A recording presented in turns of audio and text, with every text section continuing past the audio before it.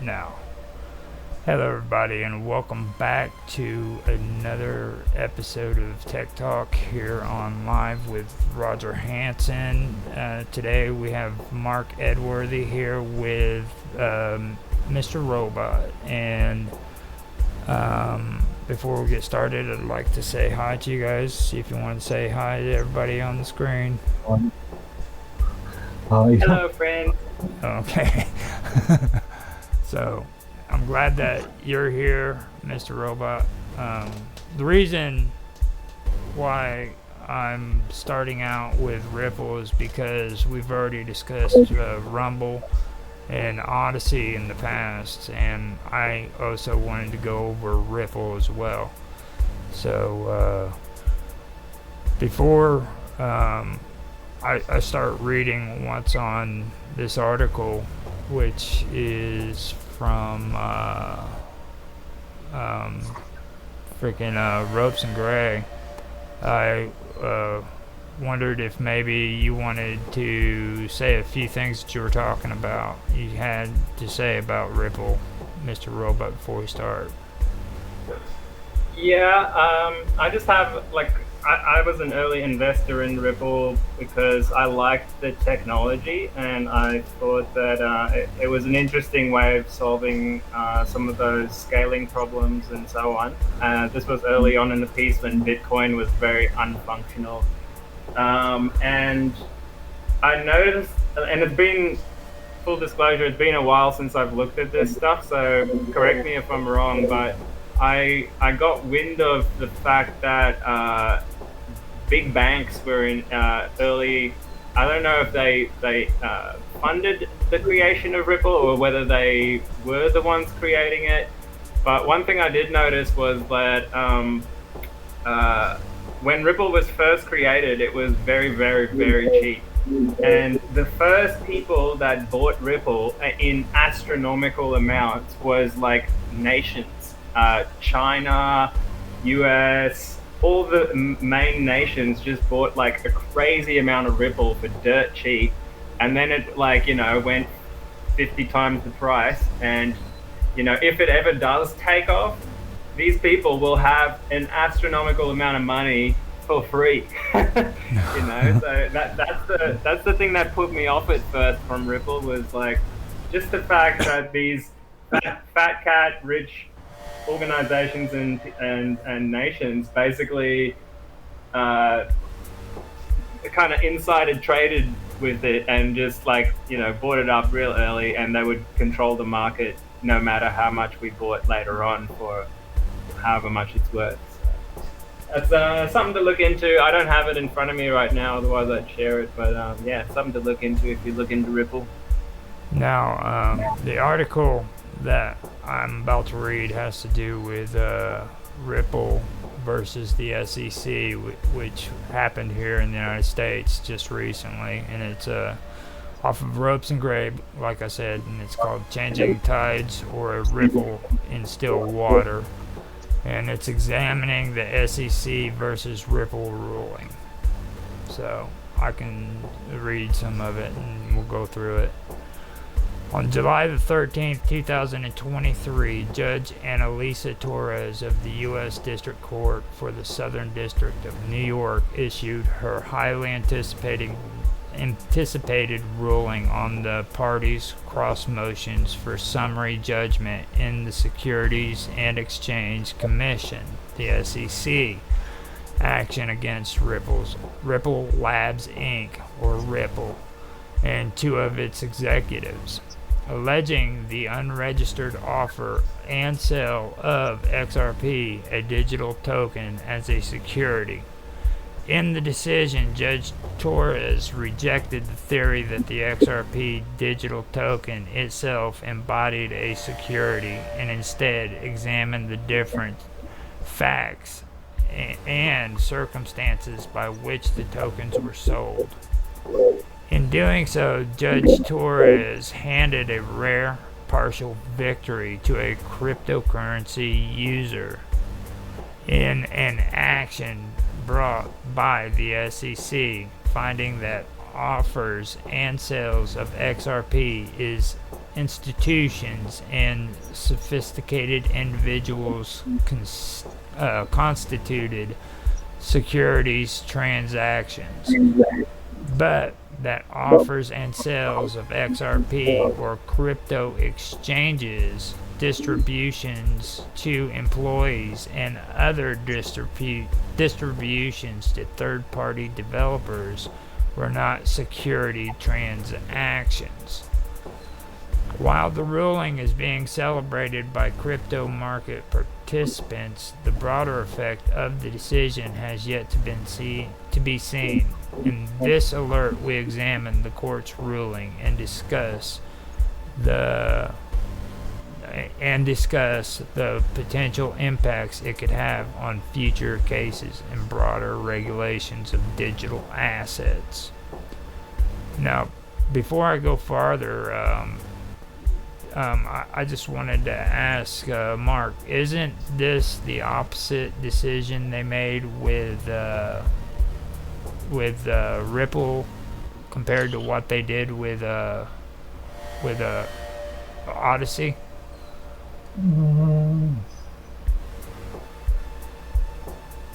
I don't really know more about the case, I think.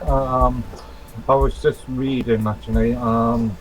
CoinDesk has released an article in the last hour saying that the SEC's dropped charges against the CEO and the chairman. So the charges have been dropped against them? Yeah, according to this article. But yeah, I would need to know more about the case itself. The other the actual. Would there be could there be a chance that you could read a little bit of what you got there, maybe to share with us? Just little bits and pieces that you find interesting. If I pass you the address, can I look at it yourself?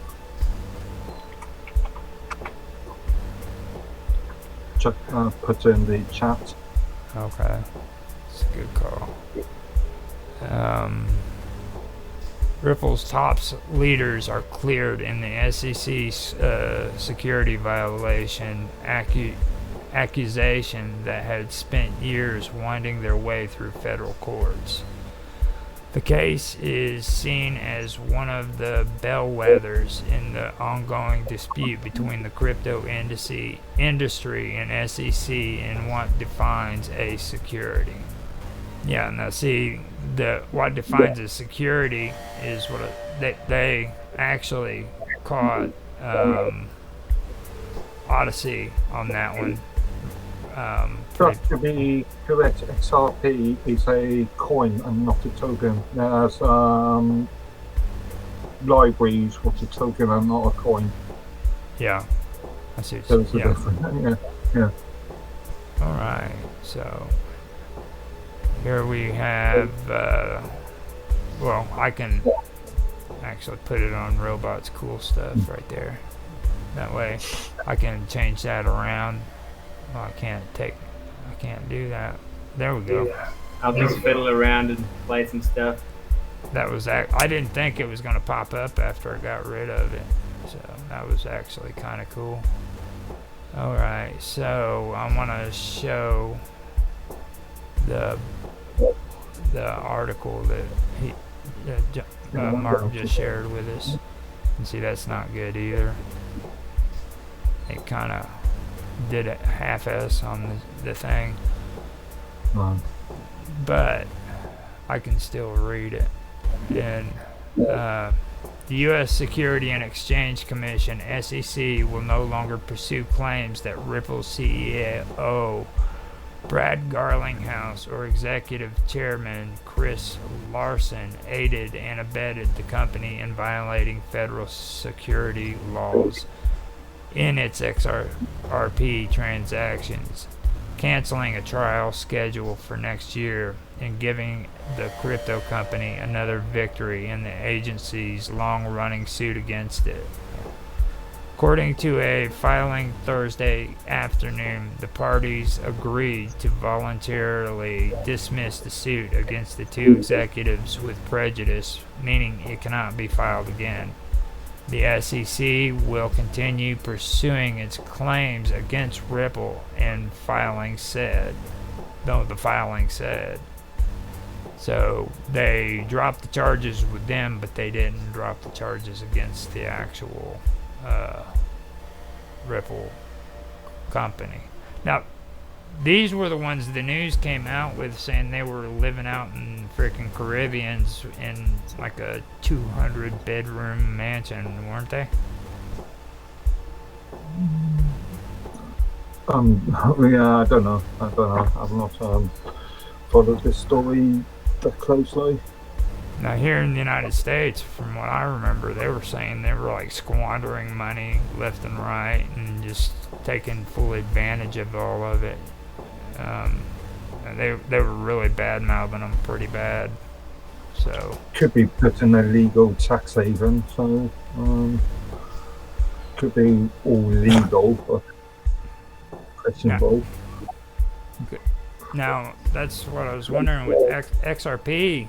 That's what happened. That was supposedly right around the time when Ethereum broke away from the miners, wasn't it? When that big scandal happened. If I remember correctly, about that same time. Yeah. Everybody was real uncertain about how Ethereum was going to go down and everything. So that's what I remembered about it, and they were really talking bad about these guys. So I was one of the people that's guilty of thinking they were done for. I just didn't like the idea of them sitting in that mansion and partying with all their buddies. And I am not surprised at all. You know, that happens all the time. That's what Zuckerman did. Literally. Yeah, no, a lot of the bigwigs that got into crypto early, they were well aware of where it was going to go, and they had a lot of money to spend. So the tiny bit they put into crypto then is like a fortune now, and it's free money. You know, why not? And back then it was easy to launder money through crypto. It wasn't totally unregulated. I would be very careful about calling it laundering and calling it free money. It's an investment. There's a difference between free money and investing. Well, if you make a small investment and it turns 100x, 1000x, you know, and you pull it back out into fiat, you've turned a small investment into a fortune, basically.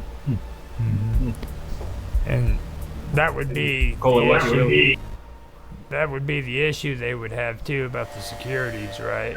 The fact that they could take these tokens and turn them into cash, fiat. Again, if it's... But yeah, I read a little bit about this recently. Like, it still happens today. It's just a bit more difficult where some of these big players, you know, they put their money, like they manipulate the market because they can put in and pull out a lot of crypto at once out of different cryptos, and then basically when they pull it out, the market drops, they buy back in, they manipulate the market like that, and then they run it through various decentralized finance exchanges, and basically end up pulling the money out. And it's a big deal now, like being monitored and so on. Yeah, that's just as legal as standard old-fashioned stocks. Yeah. You stick on a load of money into a stock, and when it raises, you take it out. It would be the speed in which he did it, though, like with crypto. Yeah, and from what I understand, stocks are somewhat regulated. Yeah. And whereas crypto isn't, and you're able to manipulate the market more with crypto than you are with stocks and currencies. Not with stocks, though. That's why we need to see more regulations in this market. Mm-hmm. Now, with stocks too, you got to understand they're more easily predictable as well. You know, I mean, the volatility is a big issue. So, like when you go into stocks and bonds and everything, you can pretty much predict what's going to happen to it before it happens if you're watching the stocks, but it's not necessarily that way when it comes to cryptocurrency, you know. And what Robot was saying right there, that I was actually having this conversation with Karma too, where Bitcoin, okay, I had it backwards when I first started because I was more leery with Ethereum than what I was with Bitcoin. But as I started watching the prices, I've noticed like Bitcoin is a bit shifty. I mean, they lose thousands and thousands of dollars a day, one day after the other, and then all of a sudden this mysterious freaking amount of money, cryptocurrency just pops up out of nowhere. You know what I mean? I think that's what Robot was talking Yeah, about. 100%. Yeah. I see it all the time, all the time. It's easily to manipulate, and that's what devalues it when they start to regulate it. It becomes devalued in the sense in which it was created, because the fact that it's able to be manipulated and fluctuated at whim based off of the people that do the blockchains and the people that are doing the coding in regards to it, once you start putting it regulate, it has to be incentive for them to agree to the regulations, because they make a lot more money with it being deregulated, and it's more people utilize it, so it would have to be a reason for them to transition over to it being regulated, which is what they're attempting to experience now. But even the US has started the decentralized Mana, MANA, that's the US's coin. I know we see the USDT, Terra, we see USD, the dollar, USDC, but the decentralized Mana is the United States attempt to kind of not manipulate, but have its own type of crypto in regards to see what it's doing. And it fluctuates a lot. It goes up and down a lot. I have a little bit of Mana, not much, but when you start regulating it is when it's going to lose its value. So it would have to be incentive prior to approving or agreeing to any type of regulations in order for it to actually maintain any, to the creator anyway, creators. I'm glad you said that, because I remember we were talking about it before, and like you said, that's exactly what I heard when I heard Mr. Robot talk about that. So, what do you think about that with Bitcoin, Mr. Robot? In relation to what specifically? To the comments you just made. I wasn't quite following exactly what you were saying, Karma. Can you? Well, we're talking about it losing value to the people that created it once it becomes regulated. So what I'm saying is the reason why there's no. Okay. You mean like practical value? Is that what you mean? Like practical value? Yeah, well, for the creator, I mean, like, because how Roger was saying before, which was what the comment I said kind of went off of, was how it's so volatile and it can fluctuate. One day it's down, and the next thing you know, there's a lot of money pushed into it. Fluctuation is actually a good thing for a trader, because they work on the margins that happens in the fluctuation. So the more fluctuations you have in the day, the more times you can make profit, hypothetically. Which is good if you're a short-term trader. If you're just a punter that is coming into the market and hoping to pull your money out in a couple of weeks, then it's not necessarily a good thing. You might end up, pulling it out on a downslope or something like that. But here's the thing with cryptos like Bitcoin, where it's a set amount of coins. It's never going to be more than whatever the cap is. It's always going to increase in value as long as people are interested in it, which it looks like it's going to be. The practical value that I think it loses in the regulation scheme is your average person that's just trying to make a little bit of side money kind of loses out, because now you're getting taxed in these other avenues when you pull it back into fiat, right? And so I actually loved it in the beginning when all these young kids were getting rich, because they wouldn't have been able to do that otherwise. And I thought that was a great thing. But now that we have all these big players in the game, and potentially like terrorists, potentially security agencies with black budgets. Now it's become like an important thing to look at, you know, and I think it lost a little bit of that magic from the beginning. Well, that's But I because it still, was operating under illegal pretense, and so now they're attempting to yeah, well, more it so was flying create a under the legal radar for a platform. while there, and I actually take a different stance than Mark. I like the idea of free free cash flow, you know, and unregulated by banks, because I think that's the real way to do commerce, is like almost like direct bartering with it with another person. When you get the government coming in and looking over your shoulder every 5 seconds and going, "Can we have some of that money? Can we have some of that money?" You know, it's just it stifles growth. It stifles the will to innovate and to take chances for the small guy, you know. So I think it's The still thing important about to have decentralized anonymous cryptos and use them. I they appreciate needed what the you're saying. government to Sorry. give No, hold on a minute. Sorry. I appreciate what you're saying, Robots, I but was just saying because he was I am thinking. I'm not saying massive amounts of regulations. I'm saying a limited amount of regulation. I'm a big believer of so. If it protects the end user, then I'm for it. But Yeah. sometimes when you're too protected, then it kind of takes the fun out of it, because everyone knows there's risk in crypto. No one goes into that game thinking there's zero risk, you know. And even with normal currency, there's going to be some risk doing something with it, you know. But I think more so I think it's just too, about awareness. it's like it created the money from other people's money. So basically it robbed rich people, you know what I mean? I mean, to the extent to people that had the money had to invest in it. So to kind of say it's free money, it was someone's money, it just wasn't their money. You know what I mean? It was someone's, that's why they're coming up missing, because like they pretty much they said, hey, we'll be able to provide this type of service, and this type of expectation was what they went into it when investing. And then in the process they find out that it's, you know what I mean, not all that it was marketed to be.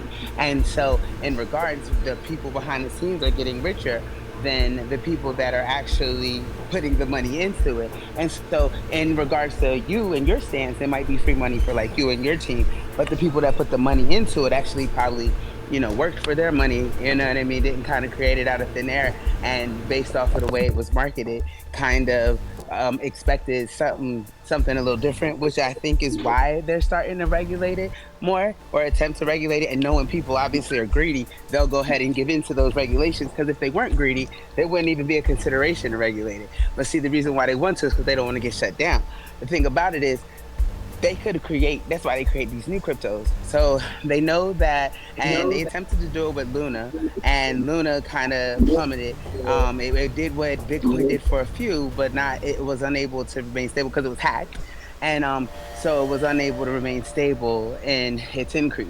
But in regards to what Bitcoin is attempting to come, it's just more like a catalyst, because Bitcoin is only used with certain companies. Ironically enough, a lot of these companies that utilize Bitcoin and are going within this transition are companies owned by, if not same, similar identities. Like, it's kind of common, these people, they're Bitcoin, basically their money. When the big people lost money, the people that created it and advertised it did not lose money. That again, why they end up missing. Well, But, that's because they're still holding on to their cryptos. You know, first of all, they did create their cryptos out of thin air. It's not based or backed by anything. They literally just put numbers on the screen. You know, but the value went up because people now pay more for crypto because it's becoming more rare, right? As more gets released, there's less left in the future, so it becomes more rare, and therefore it's valued at a higher price. So if you then pull your money out, you said it's creating it. You said it's creating. You're creating more. different cryptos work differently. Different cryptos work differently. Some do create more, but Bitcoin, for example, Ethereum too, they create a set amount of tokens or coins, whatever you want to call them, and there's never going to be more than that. They guarantee that. So there will only ever be, I can't remember the number, let's say 21 million Bitcoins. There will only ever be that many, no more. So once they're all mined out, there will be no more Bitcoin after that. And I actually think the price, like the value of it will drop eventually, because why would you have something that you can't play with? There's never going to be more. I think people will just find the next technology that works even better. It's the old supply and demand quandary. You've got so much, and if there's more demand, then the price will increase. No, like NFTs, when they first came out, everyone started paying a fortune for them, and now it's like, we can AI generate anything we want, so it's not as valuable anymore.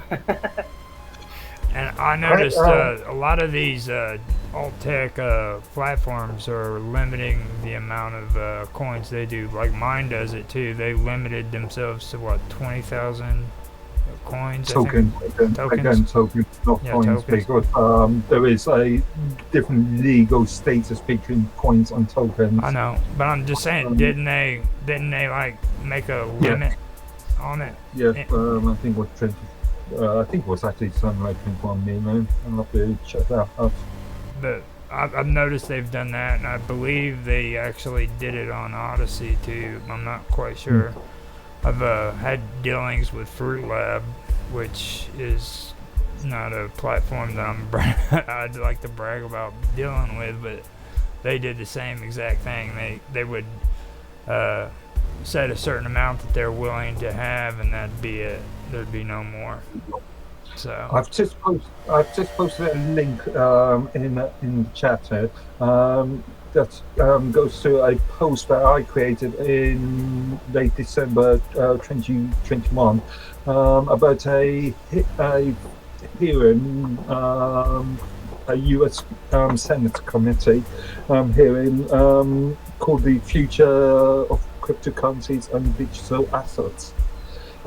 It's about 4.5 hours long, so having a good coffee was watching it. But it's an extremely interesting discussion. I will let everybody see it, but I am not going to be. What's your guys' view on these exchanges getting hacked from time to time, and like billions of dollars of crypto going missing and so on? What do you think is the solution, or like, what will be the solution to that in the future? Because AI hacking is just getting better every day. Better security and stronger legislation. I think that's the only two things that can. The stronger legislation is never going to stop the hacking, but the better security. That's what I was getting ready to say. Security measures is going to reduce. I agree with you. I think you're right exactly there, because I've actually done some dealings on a couple of them too that I really had an issue about when it came to their security. And you have to be real careful about what you choose, you know what I mean? Because if you're not careful, you'll get suckered onto really bad platforms like Near. I don't know if you guys have dealt with Near at all, but they're horrible. I mean, and they'll even offer like a Discord channel that you can go to, and then you go in there and you're all trying to have a conversation, and meanwhile there's like 15 bots trying to spam you and pretend to be their freaking moderators and shit, so that you'll freaking buy into this supposed cryptocurrency, which isn't even a part of theirs, and of course they have Discord is notorious for it. I've seen so much of that on Discord. I do think that kind of stuff needs to be mentioned too, because like there's people that'll be watching this hopefully, and they need to be aware that you don't do that. Don't go on Discord. And also don't leave your money on an exchange for too long. You know, eventually everyone's going to get hacked. It doesn't matter how good their security is. There's going to be more flaws that are found, more 0 days attacks. So if you have your money just sitting there for years at a time, it might just disappear, you know. And as So I've said hardware already, wallets is one thing. Cold storage, I've maybe not a bad idea. said already, consumer related legislation. However, we've got a major problem here. We all know that the US legislation when it comes to consumer rights is extremely weak compared to what we see in the EEA in Europe. There's a lot of and they're rapidly trying to push the world onto crypto-based banking now, and I don't feel like they've solved this issue of these potential hacks. You see them all the time happening, you know. I just heard I today think that they're inside a third of Australia's population's private information has been leaked onto the dark web just because telecommunication companies and banks and stuff like that have been hacked in the past, and now it's all out there. And once it's out there, you don't get it back.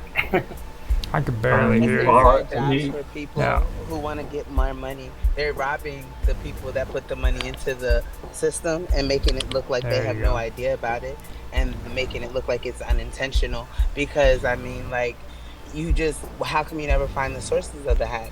How come you're unable to? And I mean, you would think, being a coding company, I mean, like, crypto is based off of code. You would think that those people would be able to easily see who's hacking their system or counter that hack. That's why, like I said, I feel like it's the people who's been putting the money, like the people that have been creating the platform, contributing to the platform. They're the reasons for the hacks, and That then has happened. kind of stealing it from the Yeah. people that have been putting their money That's into kind it. of Kind of like the Wolf of Wall Street when he was That has trying happened, and exchanges as well. to invest in crappy stocks. Yeah, exchanges have just closed down and taken off with the money before, for sure. that's why I mentioned. My partner's bank got hacked, or bank account, I should say, got hacked 3 times in a row in like 2 years, and all her money got drained. And the bank, like, they have policies where they're meant to give you your money back if it wasn't your fault, kind of thing, or we didn't know how it happened. And they wouldn't give her the money back because she uses a VPN, and they couldn't track her. So they just said, "You took your own money." Yeah. So yeah. Probably what Sometimes happened, right? being- You think so? Yeah, well, sometimes being anonymous or secure is not the best thing. That's Yeah. the trade-off between like privacy and security, you know? And I agree Don't with have Carm both on that. sometimes. That Yeah, if you're was too private, you're not gonna have. Yeah, depending on who you are, you got to be really powerful to be able to have both, right? that. Okay. Hold up, I gotta undo that. I agree with what Karma said, because like right there, that's why I was mentioning what was it? Now I'm having a hard time thinking. That's why I mentioned the freaking near, is because freaking I 100% believe that these people are just scam artists, you know what I'm saying? And it's, from what I've been learning, it's not hard to create your own cryptocurrency at all. You know what I mean? You can, Oh, it's getting easier every Look day. at mine. Sure. yeah. Yeah, but there are also legal It's regulations. different. It's not on a In the US, you have to go through to actually be able to create these tokens of currencies. Or your dad. At the same time, I think the personal responsibility should also play a role, because really it should be up to the person who's investing to do their own research and find out how legit these people and places are, you know? Like, there needs to be a bit of personal accountability as well, rather than just saying, please government save us, you know? Yeah. As I always, as I Or always so said, the rock. So happy like, attend if for. someone's that they pay for a job, you should be by their best. You should be better, more aware of your the type of best friend you have type of thing. I mean, like, I don't know. I hear what you're saying, but you don't feel like people should like have some type of integrity? I mean, I hear what you're saying. It's their responsibility to make sure they're not getting robbed, but to just sit down in front of a computer or anywhere and just be a dirtball of a scammer just because you can. No other real motive. Just literally be this human, so I'm gonna do it. So, that's disgusting. But if you don't know, Like I'm so yeah, sorry. If you don't know the pitfalls of the issue, then if you do not understand the pitfalls of what you're going into, then more for you. More for them. Sure. You're having issues. Also, I with think your personal audio. relationships are important. When we buy products, we're able to get information about our products. When we buy stuff, we're able to get in contact with the maker. Someone can perform. There's someone there to answer our questions. We don't have that someone there to answer our questions when it comes to crypto. We have someone that we thought we could trust telling us, hey, we can make you a lot of money. I like money. And they're not telling you that, hey, I'm going to rob you in the process of making a lot of money. Not in that little tidbit. But like I said, they're using us, our vulnerability and our willingness to come to this based off the fact that we have a mutual like this. You can make money. Okay. They're putting their money out. Like I said, when I buy a product, I trust this product is going to do its job for me. So I'm going to buy it. I'm going to go ahead and invest in this product. But if I have an issue with this product, then I go back to the store. The store says, hey, I have your 30-day return policy, but you can contact the manufacturer. There's always a satisfied with the purchase. That's not happening here.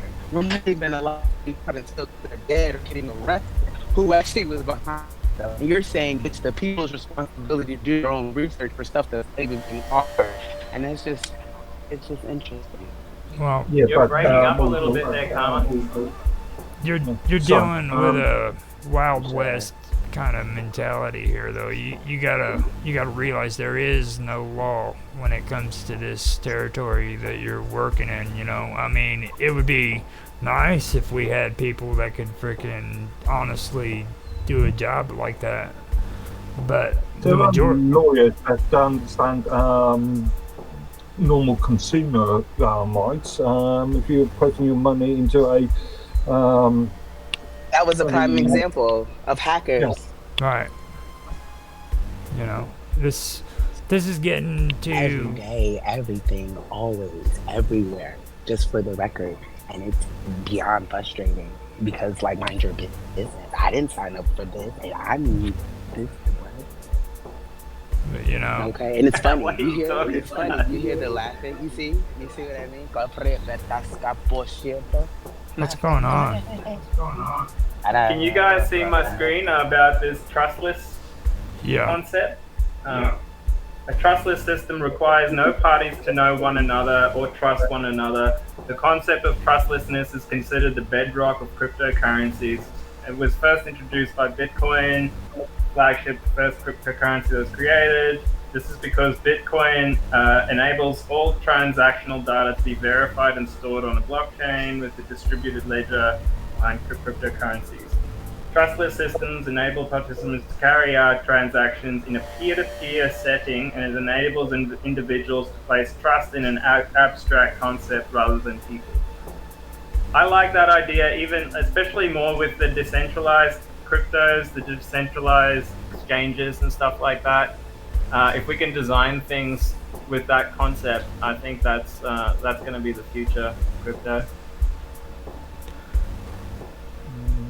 Now, see, that's what I'm trying to say, though. Like, you can have regulations if you want it on a certain type of cryptocurrency, but that's not the entire ecosystem for the cryptocurrency. There's tons and tons of it, and there's more of it that's decentralized. So you're virtually going into a freaking old west mentality or a freaking, you know, I'm not talking about regulations on specific products. I'm talking about more wider regulations. Um, well, you are talking about specific products like Bitcoin. yeah.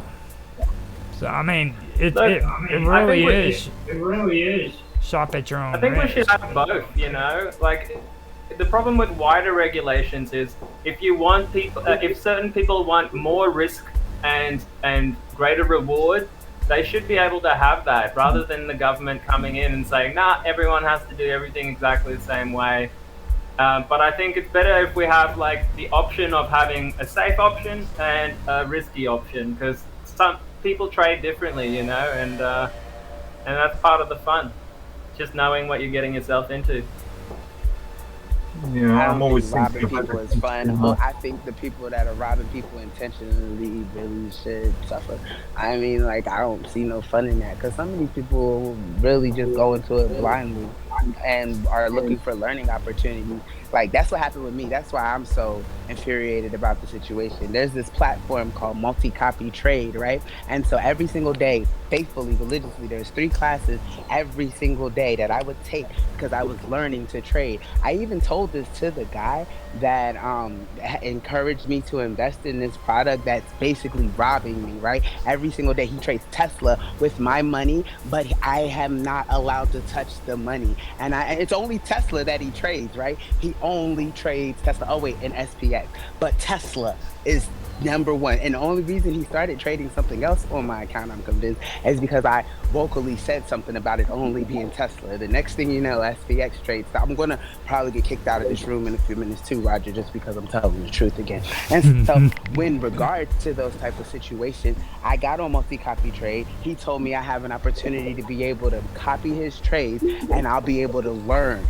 I was already going to classes that they do from Bookmap on YouTube every single day. They do live classes. And so I was learning before I was putting my money in there. I vocalized this to him. I said, hey, I really don't have it like that. I'm still in my growth period, never presenting myself as some big wig that got it or anything.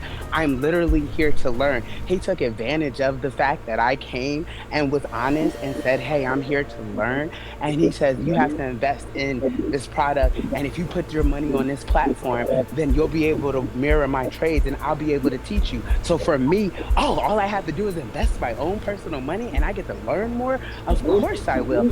How much is my investment? Right? So I ask these questions. He ignores this question, ignores it, and he just keeps going on and never tells me a specific amount. Oh, all you have to do, and I have these screen recorded, all you have to do is just fund your account. No specific amount. All you have to do is fund your account and we'll have you entered into our class. Once I fund my account, he needs the transaction IDs and needs to know the account that it came from and all this other extra stuff all of a suddenly. And then he says, oh, that's only $100. I say, yeah, I know. Because, well, I don't know much. Me asking questions and them not getting answered, doing my research like Mr. Robot is insistent upon is our responsibility. So I definitely know what he means because I do this and then get lied to when I ask these questions, right? And so I was asking him, I was like, how much do I have to put in? Blah, blah. I asked him all that. He never answered me. I put my $100 in it. And once I put my $100 in, he needed all the information about the transaction so he could access my account. But then tell me that $100 was not enough. I said, okay, well, fine, I'll just take it back out. Oh, you're not allowed to take it out. You have to get up to $3,000 for your account to be activated. Yeah. And this could have been disclosed first. But look, $100 is not anything to Elon Musk. You know what I mean? He's the richest man in the world. It's nothing to him. But a single mom whose boys have aspirations, I still have aspirations, a life I'm attempting to build. Watching this man trade my money on a consistent basis and not allow me to have any access to it, it bothers me. You email their help and there's no response. Well, They'll tell you to it should reach out bother to your you. trader and you tell it so you could understand me wishing suffering. Because like, how dare you even feel like it's okay to do this type of stuff to single mom? And it would be different if I didn't do like you said, learn first. I was asking. I mean, and the crazy part is I would stand up for him. They would come in that class, dogging him. Oh man, you lame, you corny. We don't want to listen to you. I'm like, hey guys, just have some respect. Nice to this man. But that's what he did. He saw me being nice, so he took advantage of me being nice. And like, I understand it's only $100, but he trades Tesla every day with my little $100, and it's up to $500 now.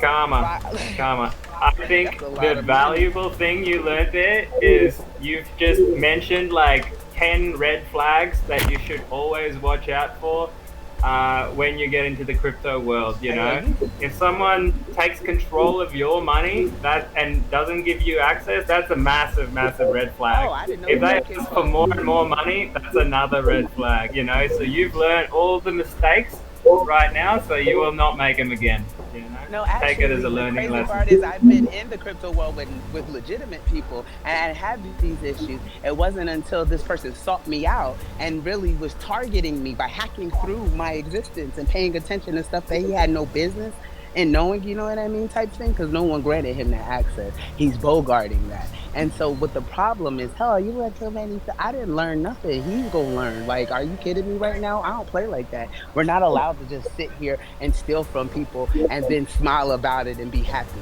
especially people that have never even crossed paths with you in a way that you feel like you should be crossing them. Like, nah, we're not going to chill. And I just want that to be known with these police looking at me like I'm crazy out here talking like this. I mean, it is what it is. Nah, like, that's legit. I mean, yeah, it is. For every honest person you find, you'll find 100 dishonest people out there on the internet that are willing to rob you and your grandma blind and will laugh about it. You know? And you're just making so you got to just be wary of that stuff. What kind of person you are. Because you keep defending the bad guys. You take pride. No, I'm not defending the bad guys. I'm defending individuals that want to experience the crypto world however they want. And like, you're always going to get robbed if you make mistakes. And if you make the mistake of giving someone personal information that you shouldn't, like the keys to your crypto wallet, for example, you're gonna get robbed eventually. I never said I gave it to him. I said he asked for it. See, that's where you're. And that's funny because I never said I gave it to him. I said he kept asking me for these things. Did you say that he took control? Did you say he took control of your money? No, I say every day they go in there and it makes ROI profits. They trade with my money. I never gave him any control. He already had that control when he actually promoted the platform. So it's funny because like he even spoke something about. How did he trade your money if he didn't have it? Now, obviously he's working on the back end of the platform. Are you saying he had a back door to your wallet? Is that what you're trying to say? It seems like it because I'll be completely honest with you. I have no clue as to how they're even able to trade my money because I can't touch it. I've attempted to move it to a Dogecoin wallet. I've attempted to move it to my Bitcoin wallet, and I have a few different Bitcoin wallets. I've attempted, and every single time it gets rejected. It gets rejected. I remember now what you're talking about. My other trades get rejected at all. But when I do this from this wallet, it gets rejected. I never gave him any access. You may, in that situation, you may have gotten yourself hooked up with a fake account with a fake whole setup, like that wallet that you got dodgy right there. Platform. Yeah. 2 points. First of all, this is why I always say read terms of services, read contracts first. Always demand contracts. Always demand terms of service agreements first. Before you do anything. And on top of that, open source platforms are way better because they can't then build in those backdoors. If you have, security people check out the code, then it's much harder for people to pull that kind of trick where you can put your money in a platform and you can never take it out again. That depends on the open source license. If you're using an MIT or Apache license, you could actually add code and not actually publish it. But that's a more of a legal line. Another thing is as we all know, as we've seen in the general rooms, in online chats, the number of dodgy scam artists, or so-called cryptocurrency and foreign exchange Illuminati traders. recruiters. Yeah, and the number of, as moderator for that room, the number of times I've had to remove the comments and ban those individuals. Can be a nightmare. But yeah, always be careful.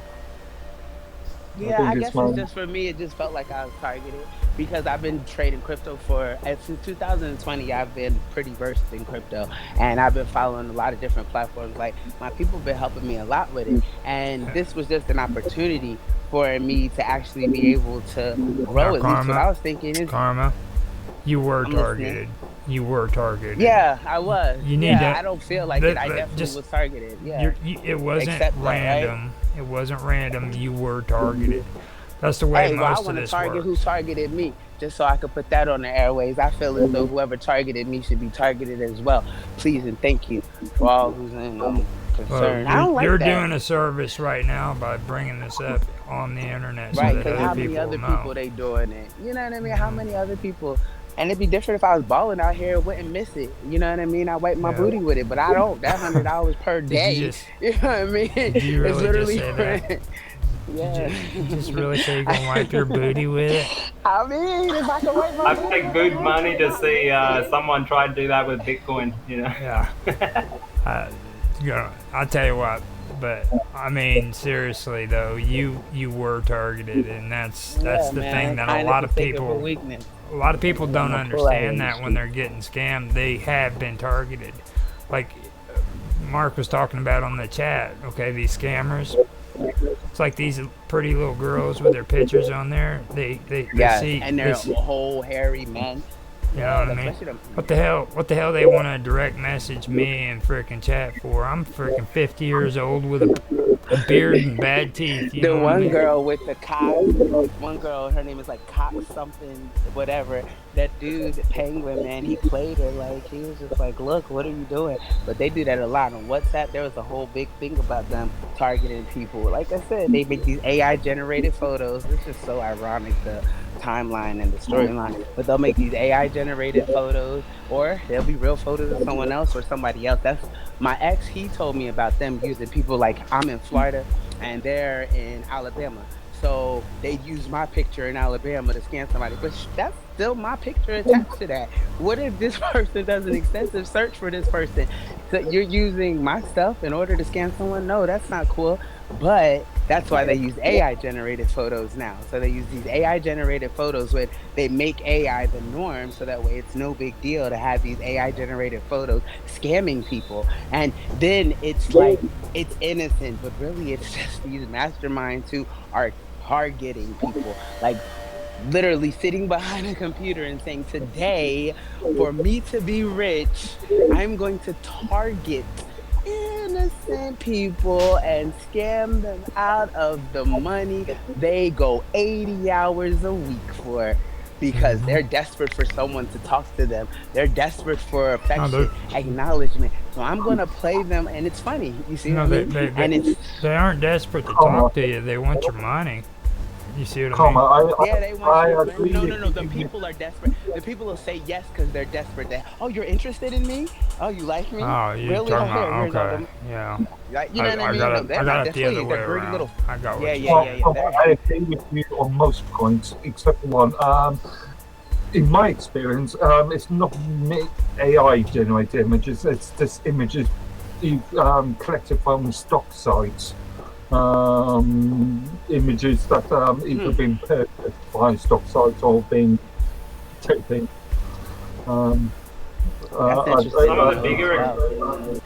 Some of the bigger exchanges have the whole where you have to like tilt your head and like do all sorts of facial movements and stuff like that now to verify that it's your passport. They use your picture. I think eventually it'll get to, you know, eye biometrics and stuff like that. That's another issue, isn't it? Biometric security and who owns that data. They won't give me. Yeah. UI. They won't give me a OnlyFans account because they can't take a picture of my beard. I don't look sexy Oh, I thought it enough. was because you wouldn't show them your titties out. Hey, I gotta go I inside. had to show my titties. Shave it off and then you can make a second account. Yeah. He just said it's done. Good is done. I am gonna go inside. Hey, this is a good talk today. All right. You stay safe. You as well, confirm moment. So. I'm gonna have to disappear for 2 seconds, but I'll be back in a second or so. All right. Now, the thing that really gets me is when it comes to that kind of conversation, it goes into what I was wanting to lead into, and after we had that conversation, it's actually a good conversation to talk about. When I was wanting to talk about private networks and setting up private networks. And what's your take on that, Robot, if you're still there? I'm a big fan. There's a bunch of different ways you can do it.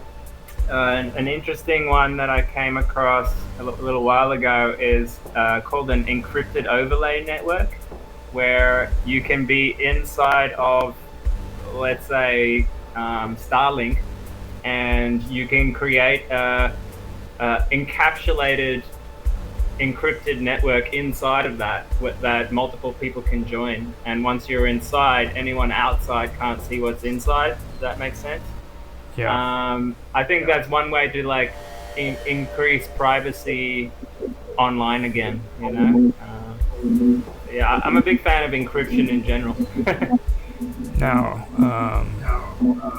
I have been looking over some stuff in the last few years, and like I'm just gonna go ahead and say it. I know Mark doesn't like talking about you're getting feedback there, but he doesn't like mention companies' names, but like TP-Link. Yeah, I don't know if you've ever heard of them or not. Yeah, I know TP-Link. No. I'm actually on a TP-Link router right now, but I have to. Now, with that router, what would you say about connecting that up to a rack mount switch from them? You know, I mean, like if you had a switch to go with it, you know, do you think that would make your security a lot better? No, not per se. I would always stick a firewall, a deep firewall between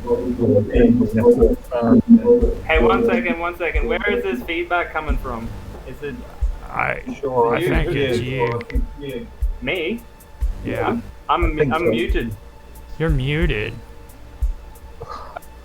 I'm gonna mute my microphone, see if it still happens. Okay. Now You keep going.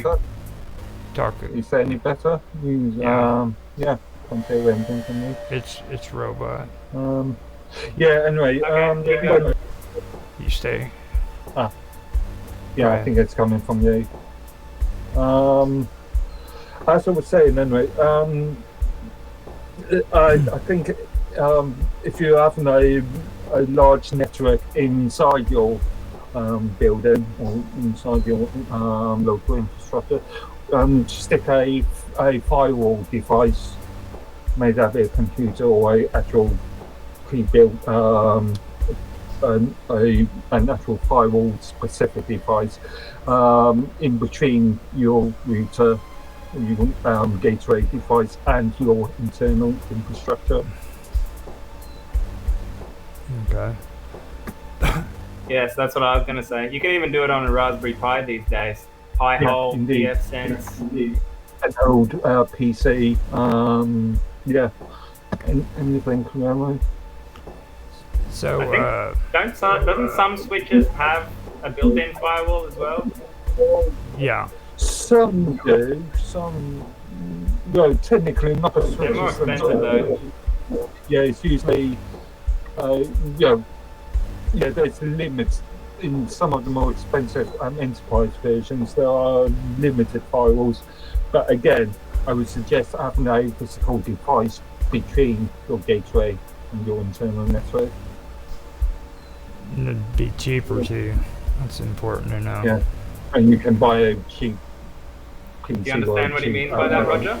Yeah.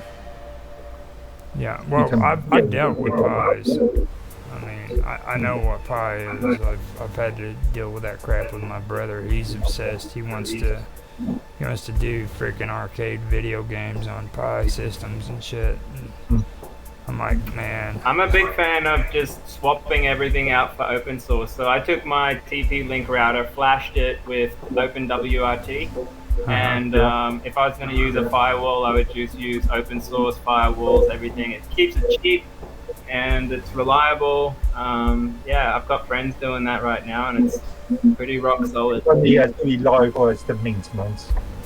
If you are not going to maintain it and leave it to tester somewhere, then it might not be as reliable as a proper system administration routine. You know, we gonna say hi to Sick Boy down there? Ah. Hey guys. Hi, how are you? Hey man. You look like you're sick. A little bit. Not up 100. Not up to speed 100%. You just sitting down there being all quiet and muted. I was like, you just look like you're in a horrible condition. Did you get COVID or something? No man, it's just a changing Canadian weather. Yeah, you're up there in that bad country too. Yeah. Canada. It was warm last week and then suddenly it gets cold. And during the middle of the week, it was warm for a day, and then now today it's cold again. You want to hear something messed up? Wait a minute. Is it me? No, it's Mr. Robot. Sorry, I'm trying to toggle my thing on. Are you on a speaker? I'm a bit jealous because my air conditioner is running at 3 a.m. and I'm still hot. Yeah. And he's in the Australian outback. Like, no. I'm actually in South India at the moment. Oh, South India's worse. That's actually worse. You got humidity and stuff going on there, don't you? Yeah, it's actually not too bad right now. It's just after the monsoon. Mm-hmm. So, what's your take on the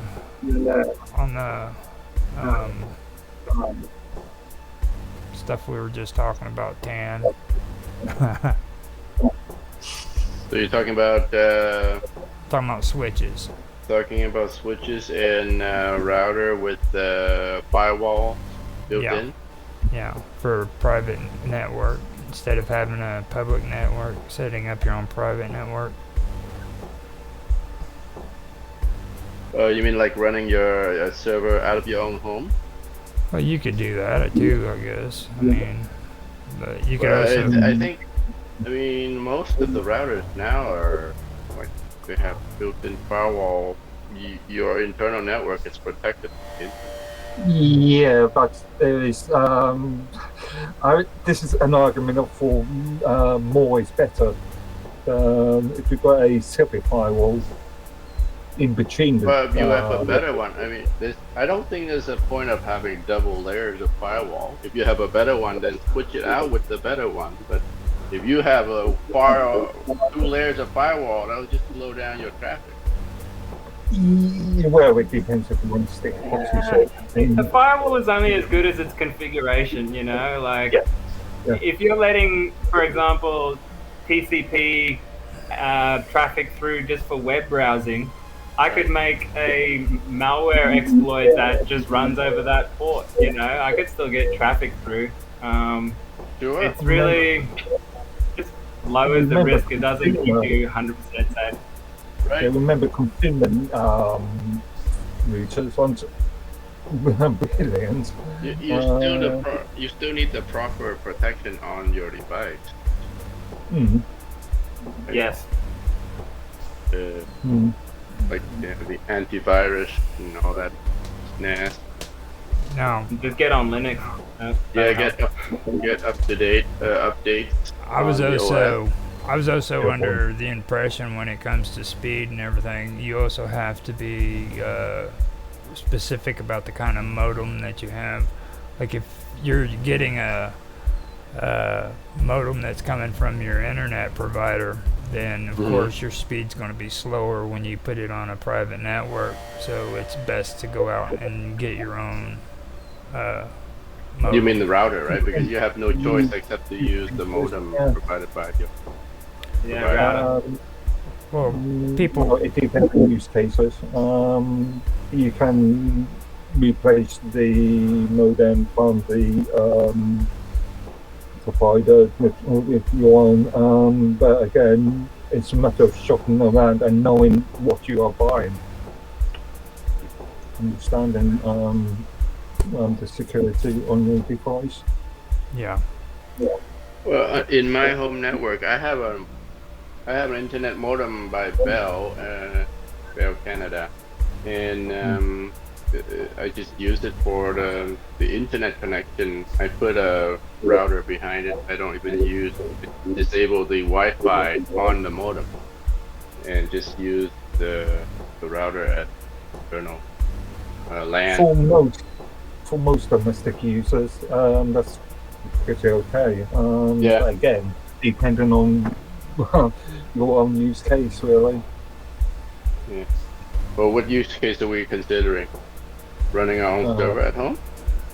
You could use it for that. We're just basically talking about like setting up a private network specifically, and I mean, if you wanted to, you could run. You mean okay, like a VPN that you can connect from anywhere else outside of your home Just setting into it. your home computer?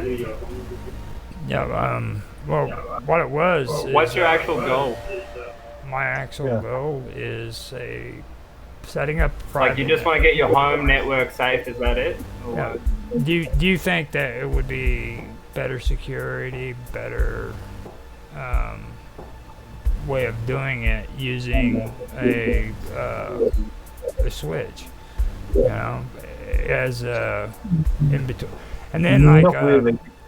like The purpose you guys of were it is talking to be able to share Ethernet ports like between multiple machines.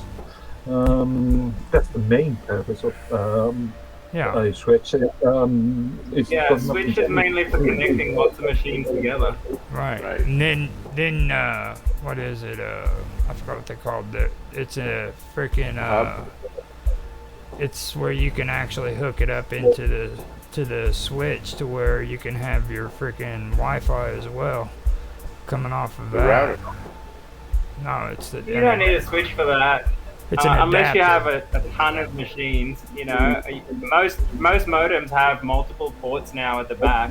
Well, I mean, So if you could if plug don't- in direct. if you don't want that, if you want to just go wireless, you can actually do that too with an adapter. I forgot the name of it. It's been a while, but Yeah, You but, can set up. you know, how many multiple machines are you running?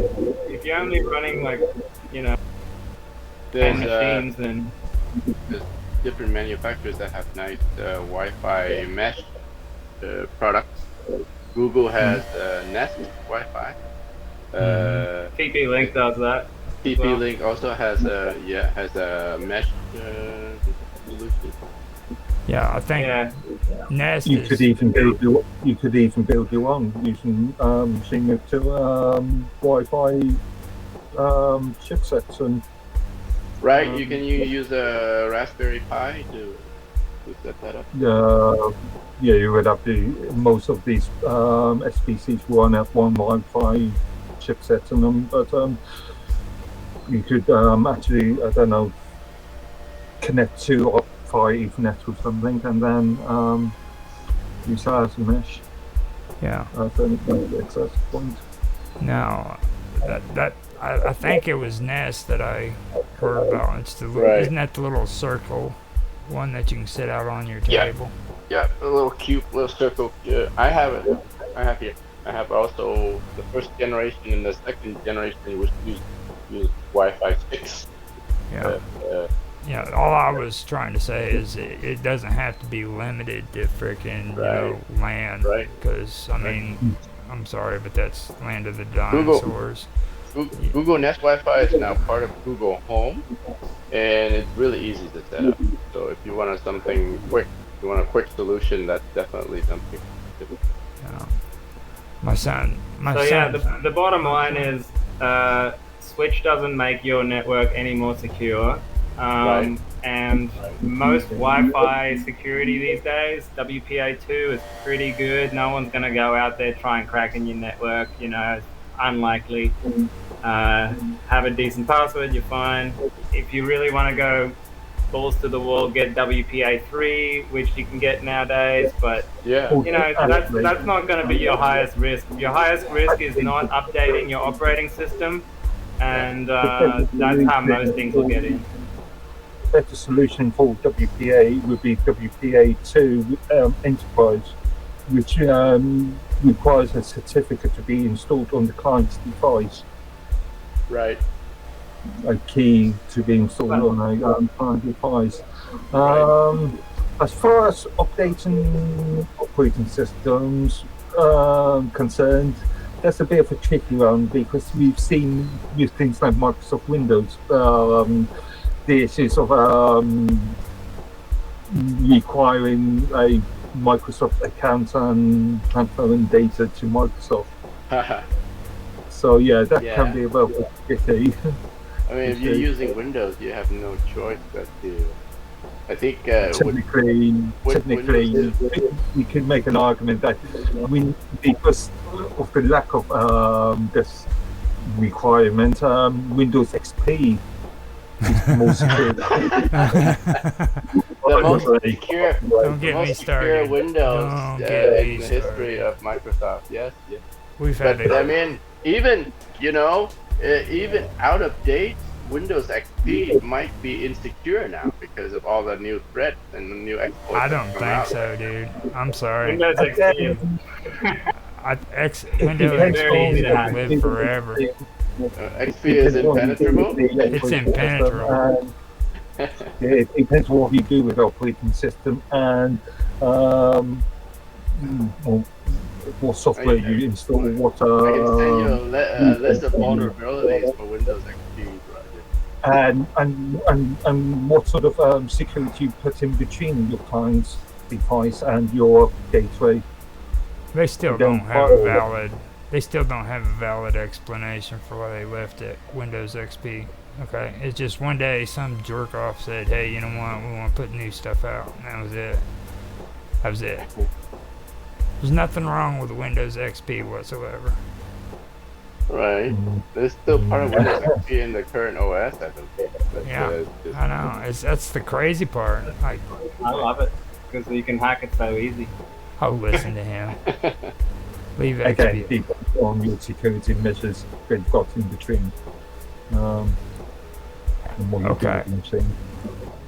what you got to really ask yourself, Roger, is where is your most valuable data? Okay, is it on your machine? Is it in the cloud? You got to figure out what is it you're trying to protect, and is there a way you can sort of mitigate that risk?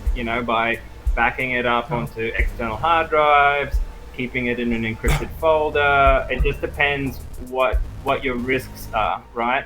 Okay, and, so we can actually bring you up to date on this, guys, because you haven't been around in the last few streams.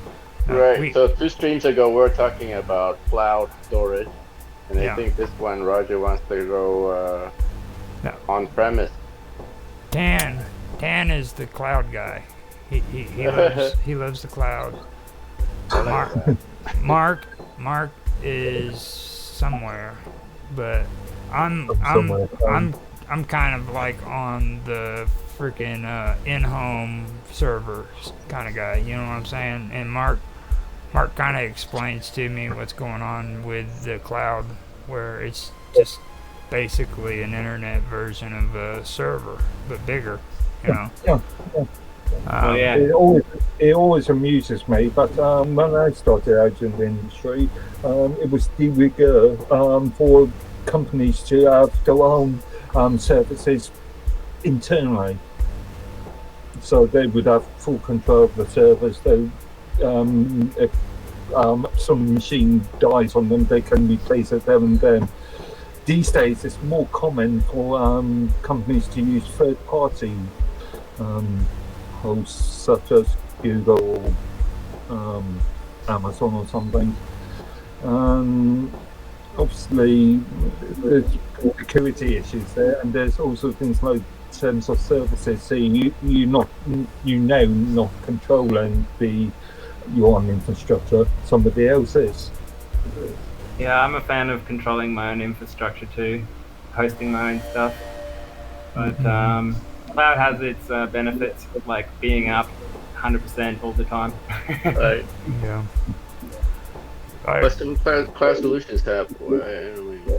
I also found out though, like the cloud has shitty freaking websites, like Wix. Wix is horrible. Anybody who freaking pays for a Wix website deserves to be bitch smacked. I mean, seriously. Like, I went on. Wix is the quick and dirty way of creating a web. Quick and dirty. That's what it is. You know, and like they give you no functionality whatsoever whenever you go on there for Wix. It's just yeah, but that's just for people who don't know how to code, you know. Yeah, for basic stuff. I mean, for people who don't know how to code, who doesn't want to learn, it'll get the job done. Another option you've got is what I'm doing at the moment. Is I've got a contract of a virtual private server host, and they've given me, the contract allows me to have a unmanaged bare-bone virtual host, which I can install whatever operating system on myself. I can take full control over it, install the software that I need on it, but it's still being hosted by a third party. Yeah. But since Raj is talking about self-hosting stuff here, would you be interested in running mine off of your own home server, Raj?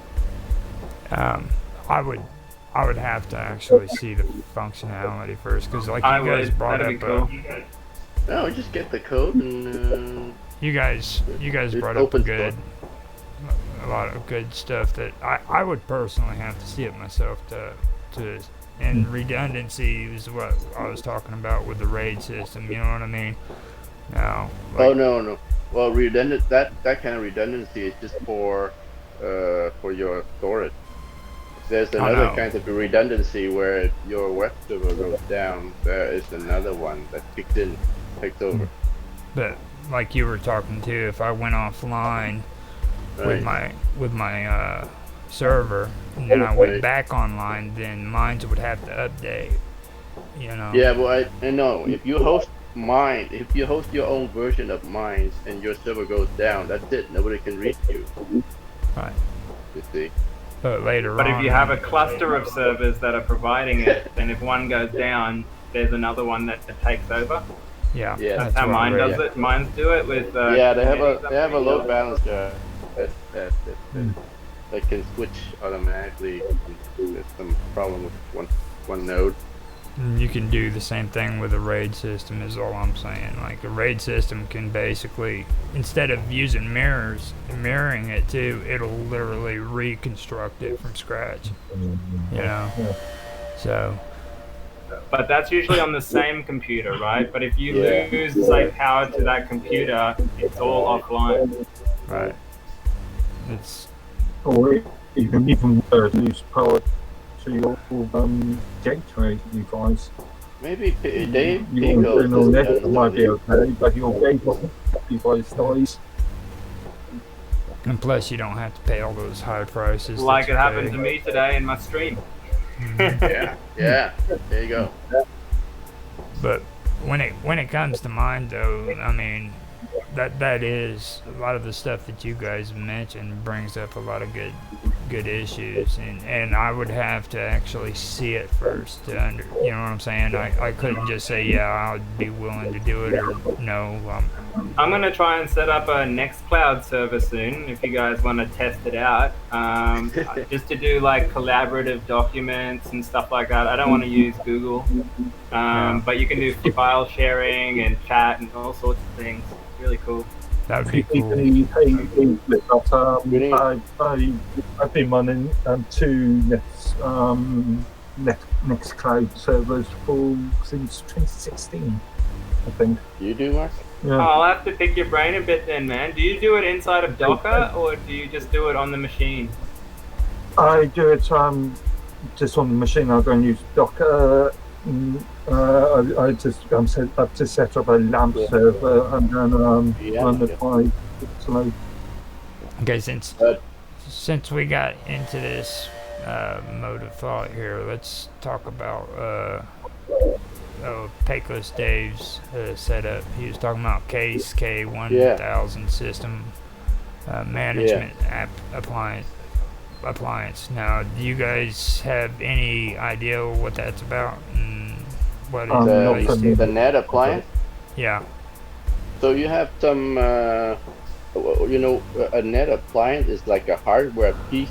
It's the self-contained software that runs inside a custom hardware box.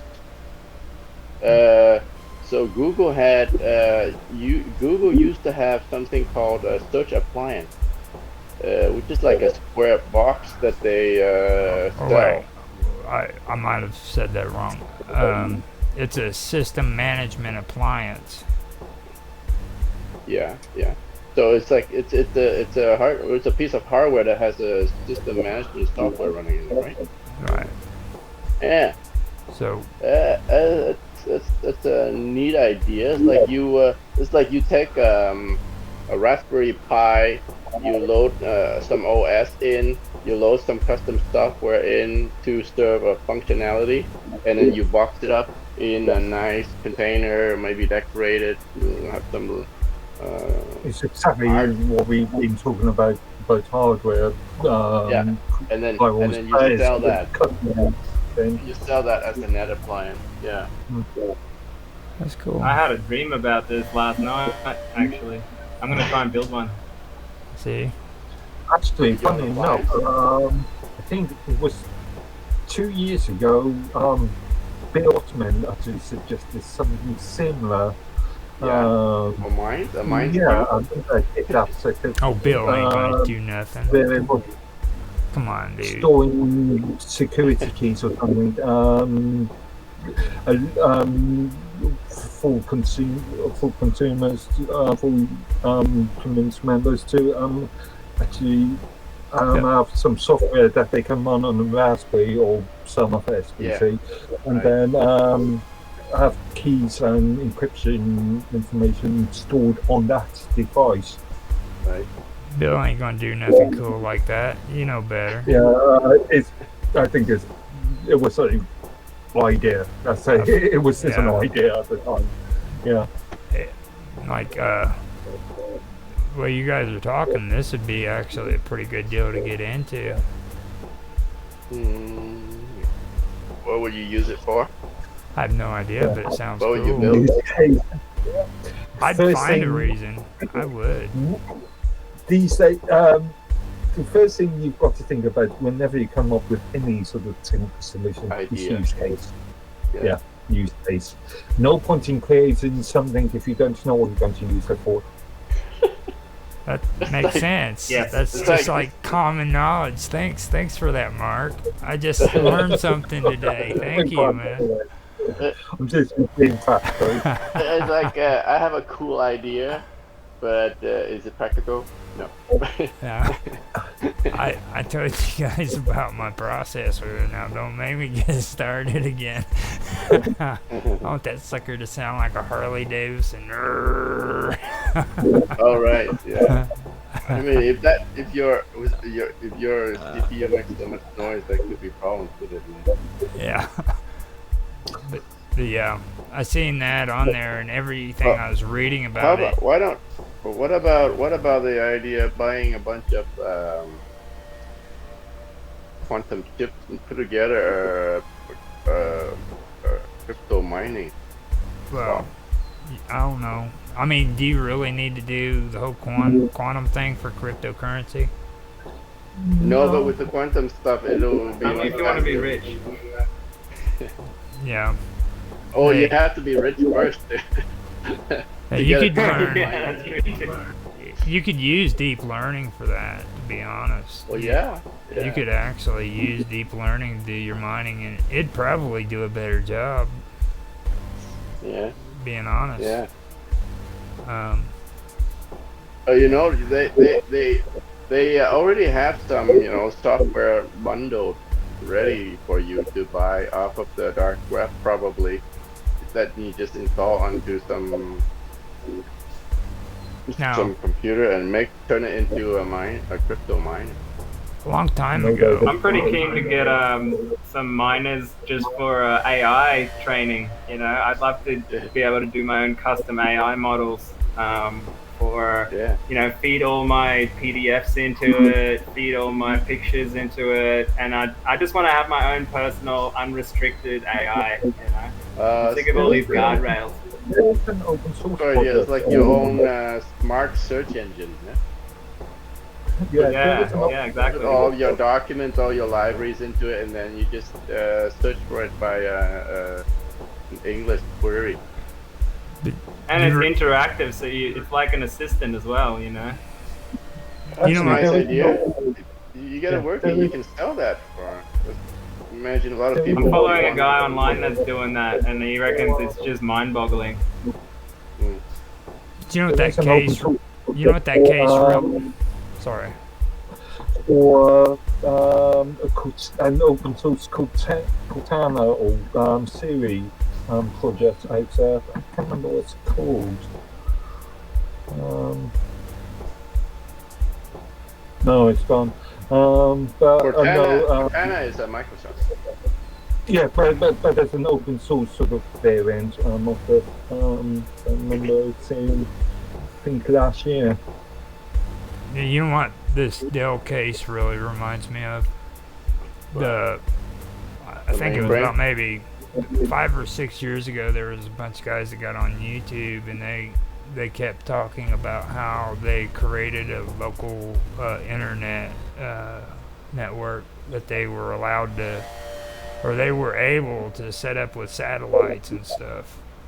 And I forgot who they were and what all the parts were that they used on it, but when I was reading that, it had me thinking about that kind of stuff, because they were really talking big on it, and it was right about the time when Mint came out too.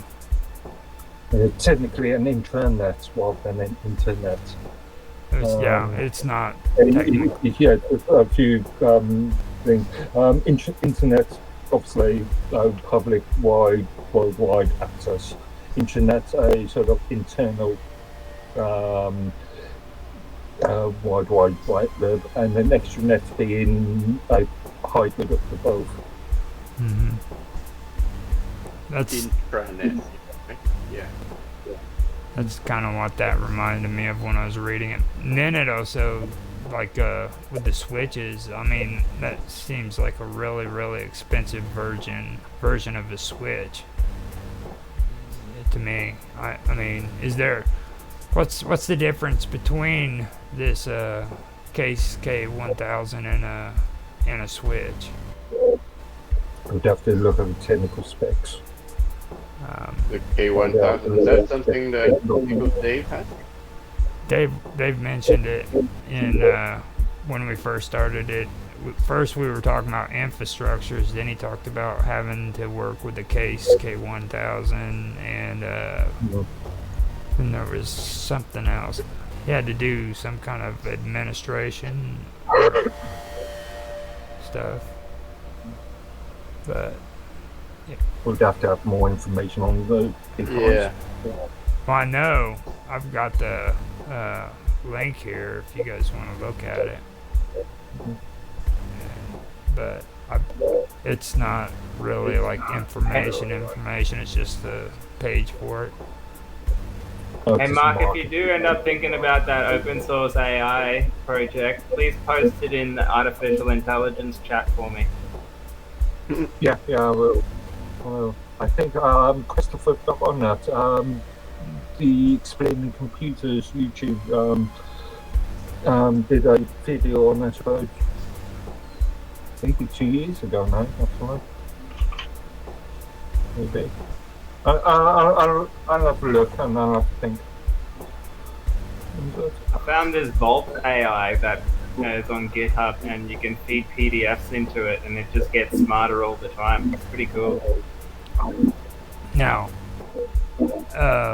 talking about crypto mining and everything, is there a way to use video to freaking with NFTs to crypto mine? What do you mean? Like on my videos, I can actually have them come out as in video form or have them come out in frames, photos, little screenshots. Now, if I turn around and make them come out as screenshots, could those in turn be turned into NFTs and make me money? Yes. You can turn any media into an NFT. But would it make me money? And probably not, but potentially. You know, it's difficult to make money on NFTs these days. I've tried, and it's there's just so much saturation. You're competing with like a billion things out there. You know what I mean? And it's Little also girls. timing and Little girls Yeah, sticking their it's a- tongues out. it's a crazy world. Don't even get me started.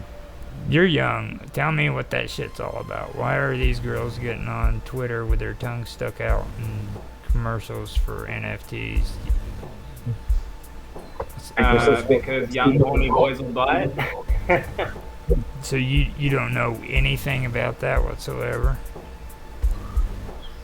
I don't know. I can imagine what you're talking about, but I haven't seen that specifically. I've just seen all sorts of NFTs. You know, porn stars come out and give their porn pictures as an NFT. I got into an NFT project a while back, and we generated our own set of NFTs, had a release, and if you don't get the timing and all the tech perfectly right, it just and people want more than an NFT these days. They want an NFT that bootstraps into an app that you'll be able to use one day, or something more, you know, like Yeah. people are sick of people just making money and pissing off, basically. Yeah. I was just wondering about that because I think NFT it's come from it's just a fad. Yeah, like Yeah. The just latest dying. fad is you can buy people's Twitter profiles now as an NFT, and you can basically buy your friends and own it and then trade them. What's the point? now Yeah, what's the point? I just went over a video game that was an NFT video game. All right, and it was actually Yeah. pretty cool. It wasn't sandbox. It was like an actually cool little game. So Yeah, a lot of this them is are going where that way now. That's where the money is. we really get into issues of gambling and there was a court case. Oh, there was a actual sorry, not court case. There was a review that's been in the UK government or UK state that's been reviewing the use of things like NFT and internal game tokens and loot boxes and stuff. That's been going on since 2019. Obviously, it's been fairly quiet recently because of things like COVID. But yeah, we've seen companies like EA Games, as an example, EA Entertainment, abuse the position in this and allowing what could be argued as gambling to minors, Yeah. to children. And see, I've noticed even with mines, they got a little bit of their shit hooked up into the gaming blockchains too, because on some of those blockchains, they send you to freaking gaming blockchains, which are basically intermingled with everything, you know. So, and I've seen that on other platforms too, where they go into the. I'm talking about like the gambling gaming. You know what I mean? They're all intertwined into it. I don't know how, but I've seen them. When you talk about mines, you're talking about community members of the mines itself. Yeah, not mines itself. I've seen quite a lot of their stuff, but I know they're not directly in the mines user group recently, where I've had a lot of new members join, and just for the purpose of sharing these sort of products. Well, it's like when you go to these stores here in the United States. There's stores that have these little gaming rooms where you can go in and use slot machines and stuff. That right there is fueling crypto. Based on state by state legislation, isn't it? Right. But that's how do you feel about that, Mark? About users just joining for advertising purposes? Well, I've allowed, well, you know, you're legal. changing. Let's say it's legal at the moment. I'm okay with people just joining for if they want to advertise on their own channels, or if they want to advertise in specific groups that are related to that. But as a administrator of things like the Minds user group, where that sort of thing is not relevant to the purpose of the group, it's annoying. I did notice though your attitude towards that's kind of slightly changing though, because like you were at one time just like a staunch against it. You know what I mean? No, I've never been staunch against advertising. I've never been staunch against sort of free market ideology. Anything but I was. again, and what I do disagree with is if you are if you've got groups set up for specific purposes and they are being misused, then I have an issue. I actually kicked Pirate Radio off a couple of my channels because he kept just advertising his stream and not contributing to the chat. And when Roger started doing it, I was like, well, at least you're chatting and you're actually contributing a lot of good stuff. So, and then I considered him again, and I was like, actually invited him back to one of my chats, and I'm like, yeah, I give you permission to do your thing because you do good work. So I don't mind if people like contribute good content, you know. I actually did that to WPRPN on one of the rooms that I administrate. I think it was the Minds user group or the Minds community help and support rooms. Can't remember which one, but yeah. But I don't mind it in things like the general room, because I consider that to be appropriate. But when it comes to things like advertising on the community help and support room, then obviously it's missing the point of that room. Yeah. Well, I know. Yeah. I know. As long as it's not annoying, I'm okay with it. I know I would make more comments and stuff on a lot of them, but I kind of get nervous about it. Even like whenever Hector was in the chats, you know what I mean? Because he he used to freaking annoy the shit out of me. He's nothing but a freaking like socialist freaking epitome. I did not like the idea of banning him because Yeah, I he know. wasn't actually violating any rules. I wasn't. And the point is free speech, open discourse. I didn't agree with that either, to be honest with you. I didn't think he I deserved to don't be think banned. I could speak to Daniel. I found it amusing that he was actually just stirring up the conversation all the time, and like there was never a dull moment, you know, when he was around. That's the thing with me. He used to infuriate me because he would just freaking talk nothing but socialist bullshit. You know what I mean? And I'm like, dude, everything. Well, you gotta understand that entertains people like me. Everybody started saying they're starting to sound alike, but different. And I'm like, no, I don't freaking sound like Hector, dude. Hector is freaking crazy, you know. He was funny. I'm not going to comment. But I You've got to not did. take him seriously. I didn't. It just, whenever freaking he'd do that, that would always get me stirred up because I'd be quiet in chat until I finally started seeing Hector's post. He starts talking about. I've had a few interesting discussions with him when I'm in the home.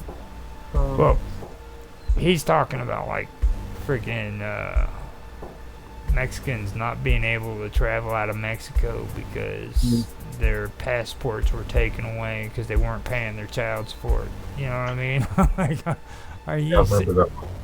If you can't pay your child support, why the hell are you traveling to another country? You know, freaking doesn't make sense. Just stupid shit like that. Yeah, but being honest, I don't agree with it either. I didn't think that, and I had no clue what was happening until it was over. But I know Tan freaking got along with him. No.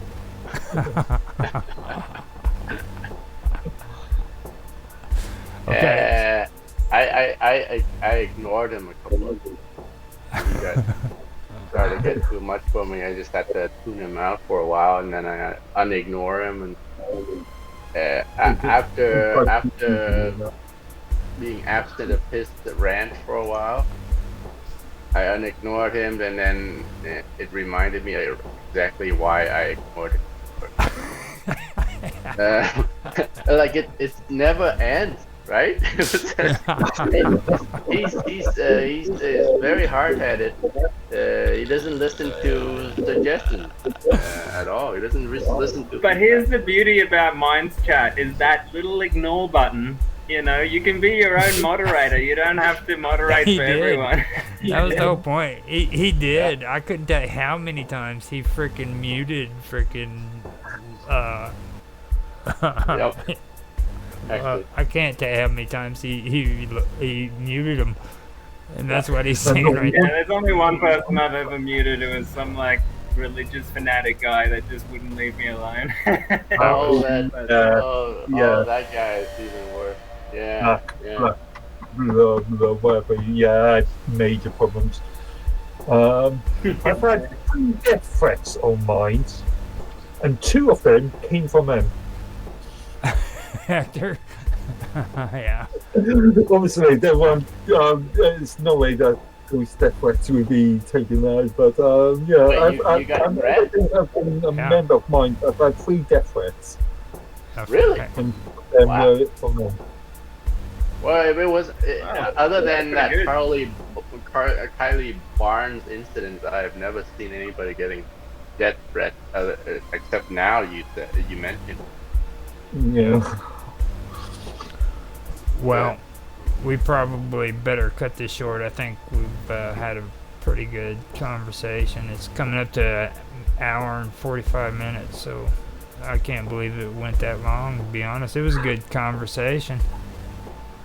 But, Cool.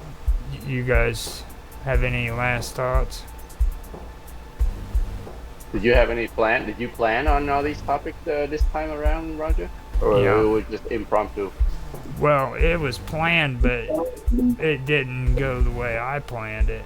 I mean, Well, that's the beauty of it, right? Yeah, it You had is. It really some is. general outline. We had the outline, Yeah. but it came out better than what I'd planned it. I'll put it to you that way. We've had a really good conversation, and I think it's pretty cool. So Okay. I ain't bitching. Good. Are you still? When are you? Wait. You're not live streaming right now. Yeah, I'm live streaming and I'm You are? recording. Yeah, You there? I've got the Okay, good stuff. Good. So All right. See you gents tomorrow at the round table. oh, that reminds me too. If you guys show up, I'm going to have Rapid Glitch on in the round table, and he's going to start telling me the rules he wants to set up with Pokemon Yellow Gen 2 next year. So Cool. What time's he showing up? At 1? he said that he could be there around 2, I believe it is, 2 o'clock, 3 o'clock my time. That would be 10, maybe 11 o'clock Mark's time, and 3 or 4 I won't your be able. time. I won't be able to join again. It's Demo day. it should be a pretty good thing. I'll find out. I'm not quite sure exactly what the hours is. I told him it was at 12 o'clock my time, so he knows it's 8 or 6 o'clock his when it starts. So Where is he based? he's up there in Scotland, right above you. Okay. Okay. So it's right around the same time. The same time as Mark. Yeah. Yeah, certainly. Yeah. Matter of fact, I'm not sure if I can make it, but I wish you guys a good day, night, whatever it is there. I'll catch you guys later. all right, man. Right on. I'll see you guys everybody. later. Indeed. Later, guys. Bye. Bye. Bye. That was pretty good.